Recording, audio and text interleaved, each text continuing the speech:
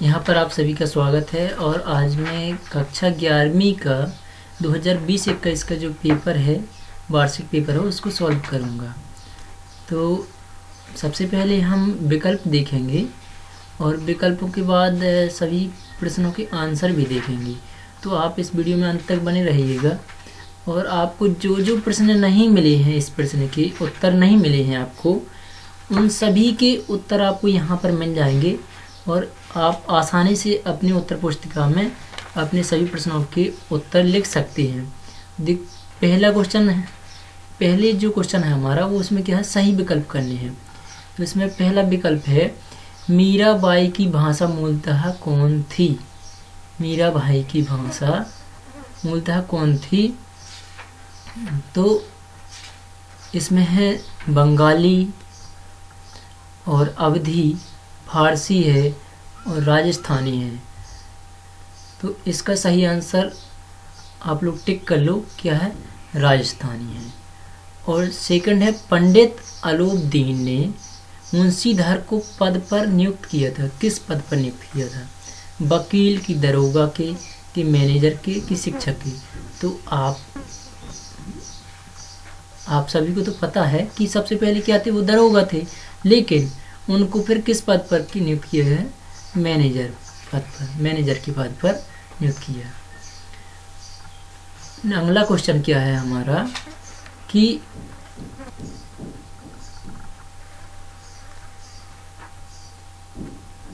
अगला क्वेश्चन हमारा तीसरा विकल्प है, कुएं की खुदाई की जाती है।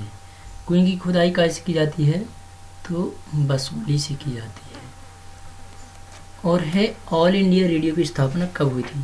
तो ऑल इंडिया रेडियो की स्थापना हुई थी 1936 ईस्वी में। इनमें से महाकाव्य है। अब इनमें से महाकाव्य कौन सा है? तो पंचवटी, रामचरितमानस, सुदामाचरित, उपरोक्त सभी। तो हम सभी को मालूम है कि जो हमारा महाकाव्य वो क्या है, रामचरितमानस है। पंचवटी, सुदामाचरित, ये सब क्या है, खंड काव्य हैं।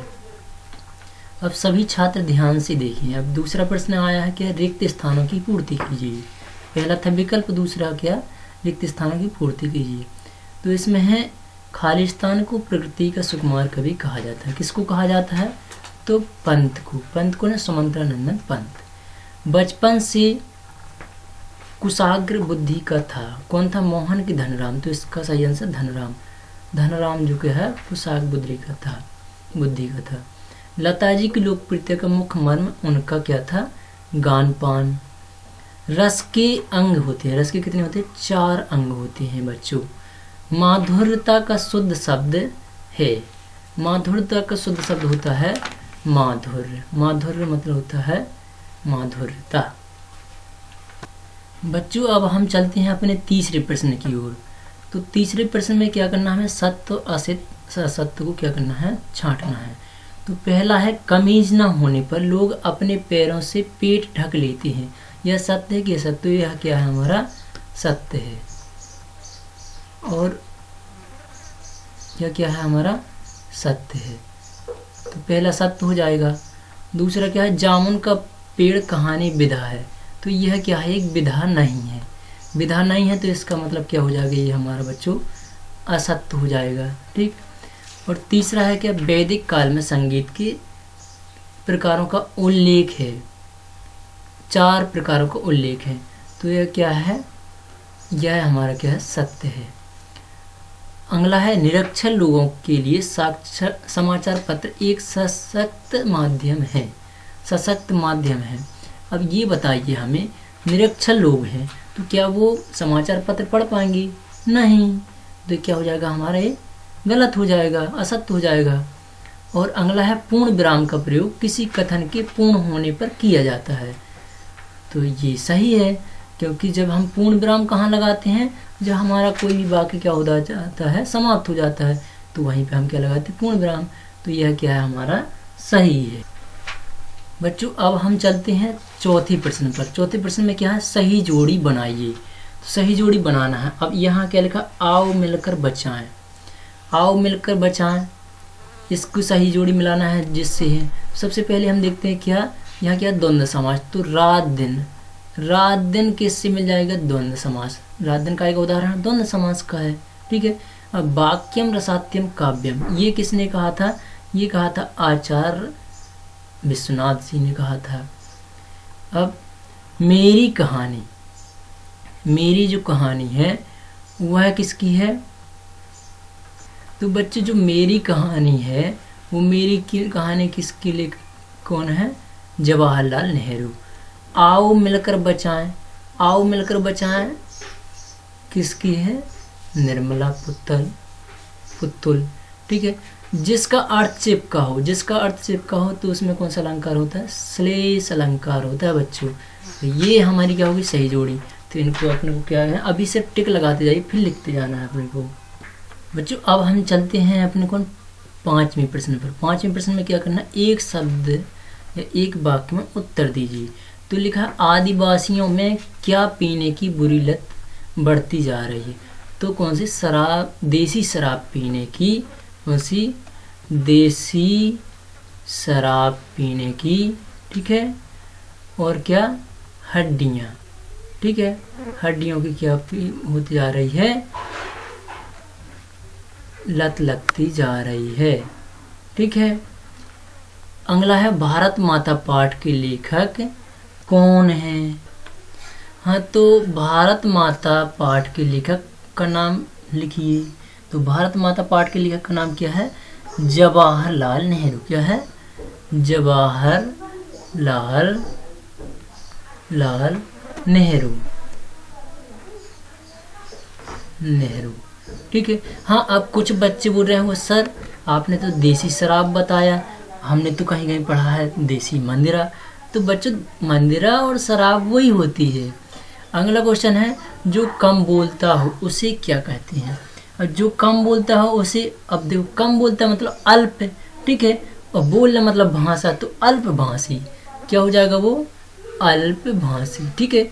अल्प भाषी या फिर मित भाषी मिलेगा आपको, ठीक है। तो कुछ भी लिख दें आप, अल्प भाषी लिख देंगे तो भी सही है, और मित भाषी बोलेंगे तो भी सही है।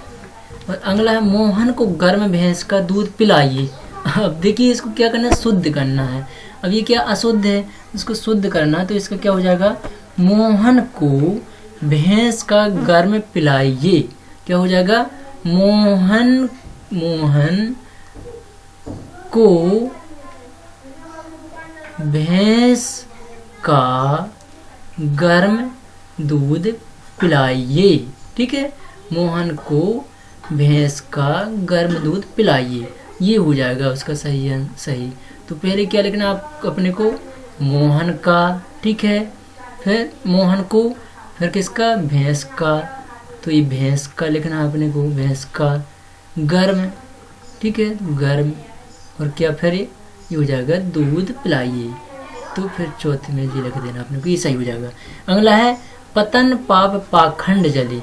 पंक्ति में कौन सा अलंकार है? देखो पतन पा और पा, जहाँ पर किसी अक्षर की बार बार पुनरावृत्ति हुई वहाँ कौन सा अलंकार होता है? अनुप्रास अलंकार। तो इसका सही आंसर क्या है? अनुप्रास अलंकार, ठीक है। अनुप्रास अलंकार, ठीक है दोस्तों। बच्चों अब अपना अगला क्वेश्चन देखते हैं। कबीर ने अपने आप को दीवाना क्यों कहा? तो कबीर ने अपने आप को दीवाना क्यों कहा? उसके लिए ये है उसका उत्तर। कबीर जी ने परमात्मा के सच्चे स्वरूप के साथ साक्षात्कार कर लिया है। उन्होंने माया रूपी जगत तथा स्वयं के अंदर विद्यमान ईश्वर तत्व के मध्य अंतर को भली भांति से समझ लिया है। वह बाहरी एवं भौतिक दुनिया की मोह माया एवं आडंबरों पाखंडों से दूर उस एक स्वरूप परमात्मा की सच्ची भक्ति में लीन हो चुके हैं। एक साधक के रूप में अपने ईश्वर के प्रति उनकी सच्ची एवं अनन्य भक्ति ने उन्हें पागल सा कर दिया है। संभवतः इसलिए कबीर ने अपने को दीवाना कहा है। अगला क्वेश्चन कौन सा है? तो अगला है कबीर भवानी प्रसाद मिश्र अपनी वास्तविक स्थिति को पिता से क्यों छिपाना चाहते हैं?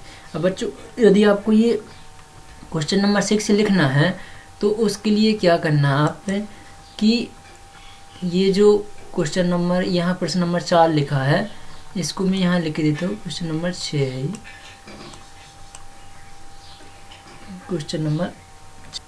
यदि आप इस क्वेश्चन को लिखना चाहते हो बच्चों कि कभी ने अपने आप को दीवाना क्यों कहा, तो आप यहाँ पे इसको करके और इसका क्या कीजिए, स्क्रीनशॉट ले लीजिए, फिर वीडियो को पॉज करके लिख लीजिए, या फिर पॉज कर लीजिए, या फिर स्क्रीनशॉट ले लीजिए। और चलते हैं अगला नेक्स्ट क्वेश्चन देखते हैं अपना। तो अगला क्वेश्चन कौन सा है, कवि भवानी प्रसाद मिश्र ने वास्तविक स्थिति को पिता से क्यों छिपाना चाहते हैं? अपनी वास्तविक स्थिति को अपने पिता से क्यों छिपाना चाहते हैं? तो उसके लिए उसका आंसर ये है नीचे। इसको मैं ऐसे आपको समझ में नहीं आएगा, इसको लिख देता हूँ। ये है क्वेश्चन नंबर कौन सा, 7 का आंसर है ये। कहाँ से लिखना है आपको, ये लिखना है कि कभी मेरी वास्तविक स्थिति, उन्होंने क्या कहा, यहाँ से लिखना है, यहाँ से उन्हें मेरी वास्तविक स्थिति का पता चल जाए। यदि ऐसा हुआ तो तुम्हारी नासमझी एवं असावधानी से उनका दुख और बढ़ जाएगा और वह मुझे लेकर चिंतित होने लगेंगे। तो इतना लिखना है बच्चों सिर्फ, ठीक। अगला क्वेश्चन कौन सा है, तो अगला है हमारा कौन सा, 8वां क्वेश्चन है। वह क्वेश्चन है, मियां नसरुद्दीन खानदान का पेशा या फिर है अथवा में लाहौल स्पीति की आवागमन की क्या कठिनाइयाँ हैं? तो लाहौल स्पीति की आवागमन की कठिनाइयाँ ये हैं, जो कठिनाइयाँ हैं, जिन कठिनाइयों का सामना करते हैं। तो उसमें लाहौल स्पीति लिखा है, लाहौल स्पीति या स्पीति के लोग जीवन यापन वही है। तो इसको आपको क्या करना है, इसको पॉज कर लीजिए, रोक लीजिए वीडियो को और इसको लिख लीजिए आप। तो ये कौन सा है, ये क्वेश्चन नंबर 8 का उत्तर है। कौन सा का है, 8 का उत्तर है ये। मैं यहाँ लिख देता हूँ, क्वेश्चन नंबर 8 का उत्तर है ये, ठीक है। अच्छा समझ में नहीं आ रहा होगा, दूसरे कलर से लिख देता हूँ मैं। तो ये क्वेश्चन नंबर 8 का उत्तर है ये, ठीक है। 8 नंबर में लिखना है आपको ये पूछ करके। और चलते हैं अब अगले क्वेश्चन को देखते हैं हम, ठीक है।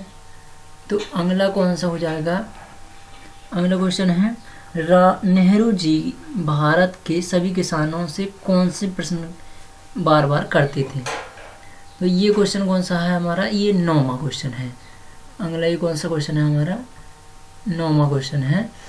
तो 9वें का अगर लिखना आपको, तो इसको जो ये प्रश्न नंबर दूसरा डरा है, ये 9 का आंसर है। इसको लिख लीजिए। क्या करते थे वो, बार बार प्रश्न पूछते थे। ये 3 प्रश्न, भारत माता की जय, नारे से उनका क्या मतलब है, या भारत माता कौन है, और तीसरा कौन सी धरती गांव की, सूबे की, या सारे हिंदुस्तान की धरती है। ये क्वेश्चन बार बार के हिसाब से पूछा करते थे। अगला क्वेश्चन है कौन सा कि 10वां क्वेश्चन है, जिसमें प्राचीन कला अथवा वाला देखेंगे, प्राचीन चित्रकला के प्रमाण कहाँ मिलते हैं? तो प्राचीन चित्रकला के जो प्रमाण हैं वो कहाँ मिलते हैं, उसके लिए आपको इसको लिखना है। जो ये है, ये आपका कौन सा हो जाएगा, 10वां प्रश्न क्रमांक 10वां का उत्तर है। इसमें क्या करना, ये सबसे प्राचीन चित्रों के नमूने, प्राचीन चित्रकला के प्रमाण कहाँ मिलते हैं, ये 10वां प्रश्न है।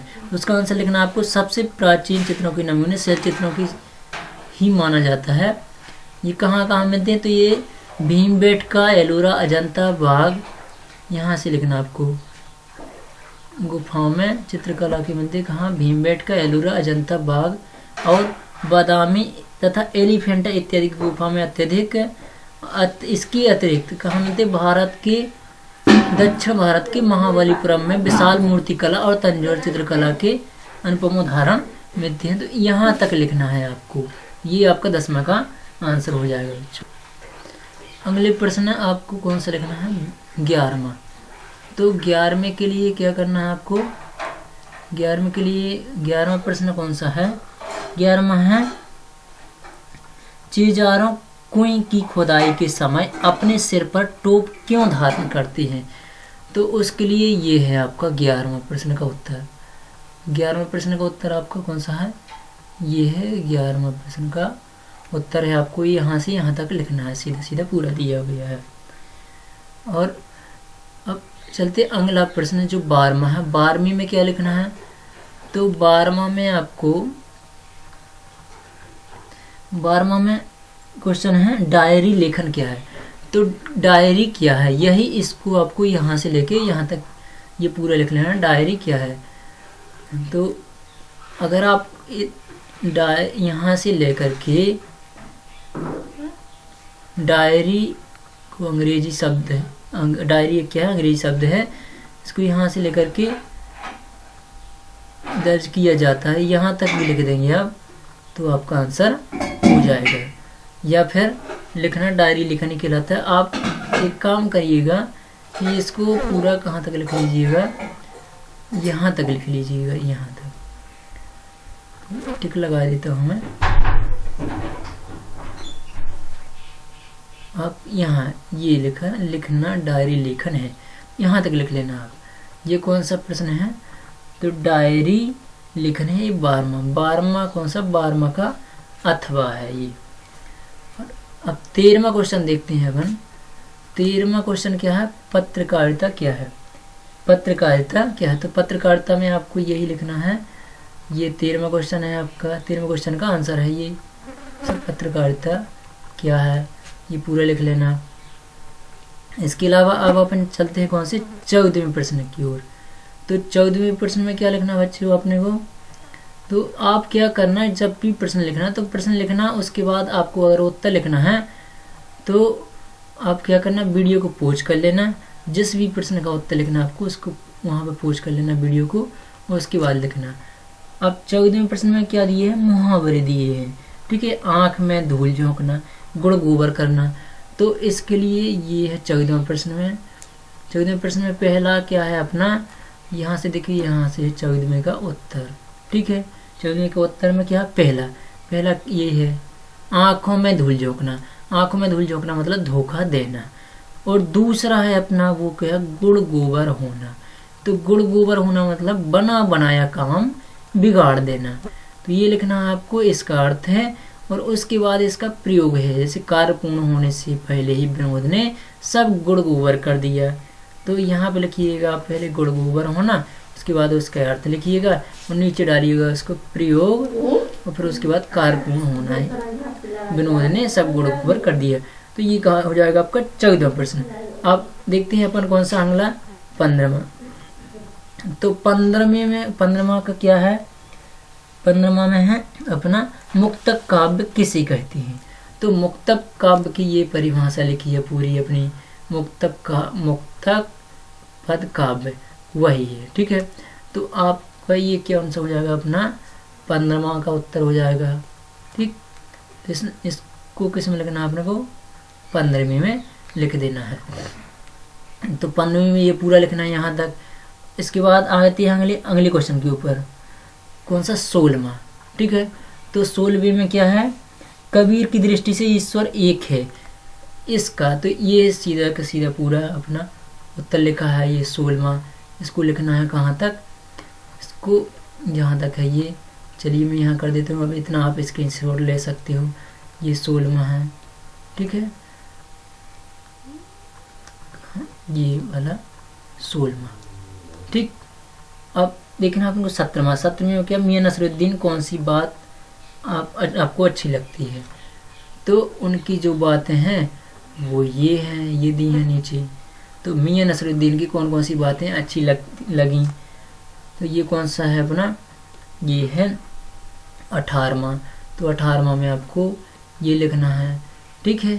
अब अपन चलते हैं 19वां। तो 19वां में है, सॉरी ये अपना कौन सा है? ये 17वां है। अभी 17वां नहीं हुआ ना? तो ये कौन सा अपना? 17वां है। ये मियां नसरुद्दीन, ये कौन में है? प्रश्न नंबर 17 है। तो ये 17वें में लिखना आपने को। ठीक है। और इसके बाद 18वां है कुएं का मुंह छोटा क्यों रखा जाता है? तो कुएं का मुंह छोटा क्यों रखा जाता है, उसका आंसर दिया है। ठीक, तो अपने को ये लिखने हैं इसमें ये पूरा उत्तर। ठीक है, और देख लीजिएगा जितने जितना पॉइंट आपको अच्छा लगे उतना लिख देना है। ठीक है, और हो सके तो पूरा ही लिख देना। ठीक, वैसे इसमें कुछ कुछ पॉइंट निकाल लेना, 3-4 पॉइंट छोटे छोटे निकाल लेना, उसको लिख लेना। ठीक, तो ये आपका 18वां हो जाएगा। अब चलते हैं अपन 19वें प्रश्न की ओर। तो 19वां क्या है अपना, मुहावरा और लोकोक्ति में अंतर दीजिए। तो मुहावरा लोकोक्ति में अंतर लिखना है अपने को। तो ये मुहावरा है और लोकोक्ति में अंतर, कौन सा, 19वां।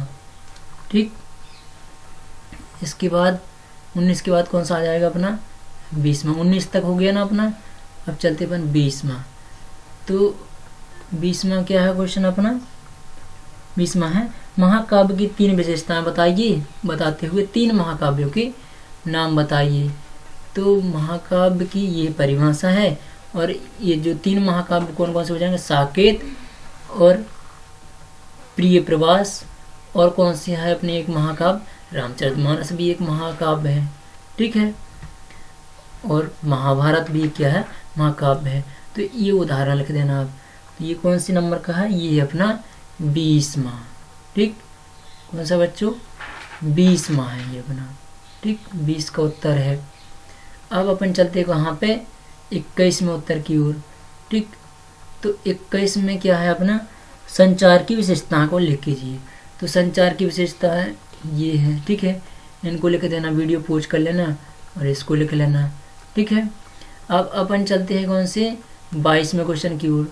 तो 22वां क्वेश्चन अपना कौन सा है, 22वां है भवानी जीवन परिचय है। ठीक है, किसके, भवानी प्रसाद मिश्र की क्या लिखनी है, 2 रचनाएं लिखनी है। भाव पक्ष लिखना है, कला पक्ष लिखना है, साहित्य में स्थान लिखना है। तो इनकी क्या करना है हमें, भवानी प्रसाद मिश्र की क्या लिखना है, 2 रचनाएं। तो भवानी प्रसाद मिश्र की जो 2 रचनाएं हैं वो कौन कौन सी हैं, ये इतनी सारी रचनाएं दी हैं, गीत फरोश, सतपुड़ा के जंगल, सन्नाटा, चकित है दुख। इनमें से कोई 2 लिख दीजिएगा। ठीक है, और लिखना है हमें साहित्य में स्थान लिखना है, भाव पक्ष कला पक्ष लिखना है। तो भाव पक्ष कला पक्ष ये है। ठीक, तो अपने को क्या करना है, ये कोई भी आप, ये 1 हुआ 2। ठीक है, ये 2 क्या लिख दो आप, रचनाएं लिख दो, रचना हेडिंग डाल करके। ठीक है, उसके बाद आप क्या करो, भाव पक्ष लिख दो, और भाव पक्ष के बाद फिर क्या लिख देना आप, कला पक्ष लिख देना है। ठीक है, तो ये नीचे कला पक्ष दिया है, तो ये कला पक्ष लिख देना है। ठीक, मैं अंडरलाइन किए देता हूँ, ये कला पक्ष लिख देना आप। ठीक है, और साहित्य में स्थान, तो ये है क्या, साहित्य में स्थान। ठीक, तो आप बीच बीच में वीडियो को क्या करना है, पॉज करना है, रोकना है। ठीक है, रोक रोक के आप पूरा लिख लीजिए। अब बार बार भी देख सकते हैं, ऐसी बात नहीं है, दोबारा भी वीडियो देख सकते हैं। और अगला है क्या, इसमें मुंशी प्रेमचंद अथवा शेखर जोशी की साहित्य परिचय निम्न विधियों पर लिखना है। इनमें भी 2 रचना लिखना है, भाषा शैली लिखना है और साहित्य में स्थान लिखना है। तो इसमें अपन किसकी लिखेंगे, मुंशी प्रेमचंद की। 2 में से किसी एक का लिखना पड़ता है, तो मुंशी प्रेमचंद की लिखेंगे। तो ये मुंशी प्रेमचंद जी, और इनकी क्या लिखना है, हमें 2 रचनाएं लिखनी है। तो इनकी 2 रचनाएं कौन कौन सी हैं, तो ये है उनकी 2 रचनाएं। ठीक है, कोई भी एक, जैसे कर्मभूमि, ठीक है, गोदान, ये सब क्या है उनकी रचनाएं हैं। ये जैसे कर्मभूमि है, ठीक है, निर्मला है, प्रतिज्ञा है, और पंच परमेश्वर है। ठीक है, गोदान है, ये सब क्या है उनकी रचनाएं हैं। ठीक है, अब इसके साथ साथ और क्या लिखना है उनका, तो उनका लिखना है और भाषा शैली लिखनी है उनकी। तो भाषा शैली ये है। ठीक है, तो उनकी भाषा शैली में क्या लिखेंगे अपन, ये भाषा शैली की प्रेमचंद की जो भाषा है 2 रूप है। ठीक है, ये संस्कृत तत्सम शब्दों का प्रयोग किया है, और भी इसमें तो इसको लिख लेना है। ठीक है, और शैली में लिखना है, ये है प्रेमचंद बेजोड़ शैली की रचयिता थे। ठीक, और लिखना है हमें क्या, साहित्य में स्थान। तो साहित्य में स्थान के लिए बच्चों ये देखो साहित्य में स्थान दिया है, तो ये ऐसा जैसा लिखा है वैसे ही लिख देना अपने को। साहित्य में स्थान के मुंशी प्रेमचंद का साहित्य में स्थान क्या है, ये सातवें स्थान ये वाला, ठीक है, इसको लिखना है। और अब चलते हैं अपन कौन से क्वेश्चन की ओर, अगले क्वेश्चन। अगला क्वेश्चन कौन सा हमारा 24वां, ठीक है, प्रश्न क्रमांक कौन सा 24वां। 24 में अपन क्या देखेंगे, पद, ठीक है। तो ये 24वां का उत्तर है, कौन सा 24वें का क्या है ये उत्तर है, ठीक है।